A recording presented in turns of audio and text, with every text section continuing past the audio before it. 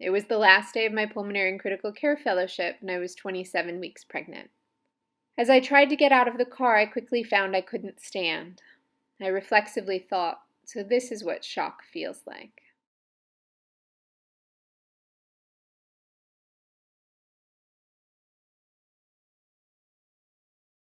A differential was offered by the gathering physicians. I heard their words and recognized their meaning, but found it difficult to think clearly.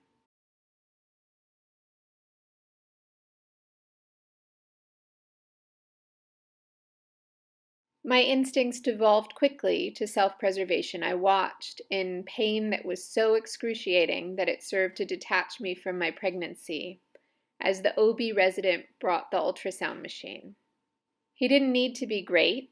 From the first grainy films, I could see the small ventricles still impulseless. There was no heartbeat. I must have said that out loud because the resident asked, "Can you show me where you see that?"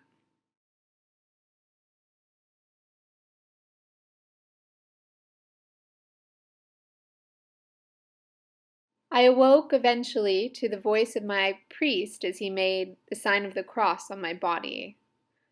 I naturally assumed I must be dying.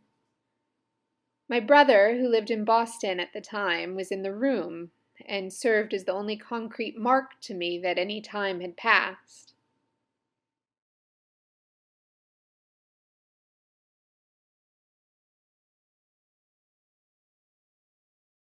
I tried to speak, but an ET tube prevented me. I made a sign with my restrained hand, wanting to write questions down. Frustrated and full of fear, I surveyed my body, found an arterial line, and looked to the monitor's waveform for reassurance. Though I had suffered a stroke from the hypotension, I could see. I concluded, maybe I'm not dying right now, and drifted out of consciousness.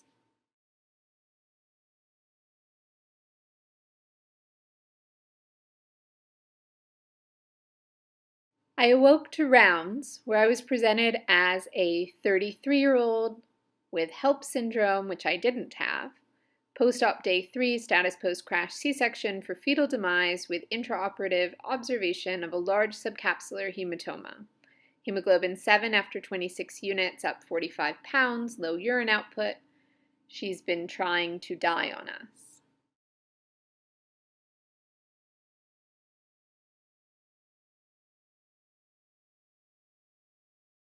So I wasn't trying to die on anyone, and though I doubt that I had this coherent of a thought at the time, what I felt with that statement was this.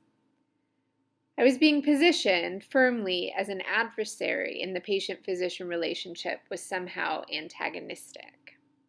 Ultimately, that choice led to kidney failure.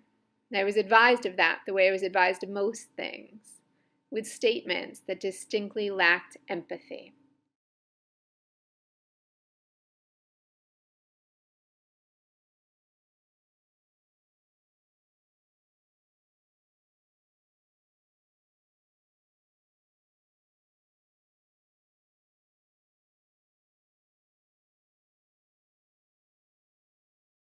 As terribly misguided as that question, "Are you sure you're not just anxious?" was, it was also the first time in 6 years that anyone had even attempted to address my feelings as a patient.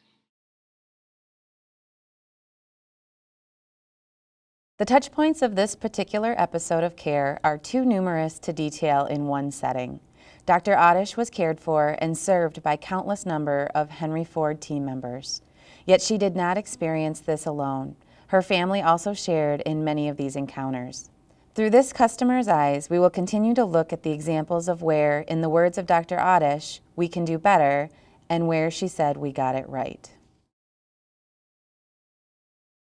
Dr. Awdish recalls her husband, who was constantly by her side every day. She appreciated how sweet and generous the X-ray technician from the mobile X-ray unit was to both of them.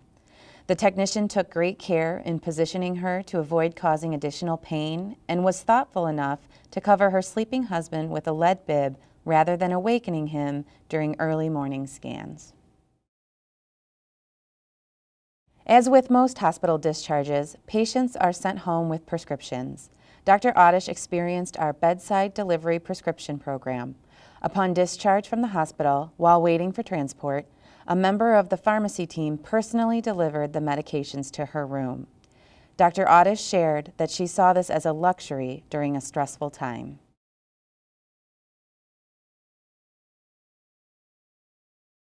Dr. Awdish refers to the transition to home process as seamless. The next phase of her healing was to take place in her mother's home, and upon arrival, the hospital bed and other medical equipment was already in place. The Henry Ford team member that delivered the equipment was very supportive and kind. He made sure that they had everything they needed and took extra time to ask if there was anything else he could do for them. We have just listened to a few of her moments of truth, yet the experience does not end here.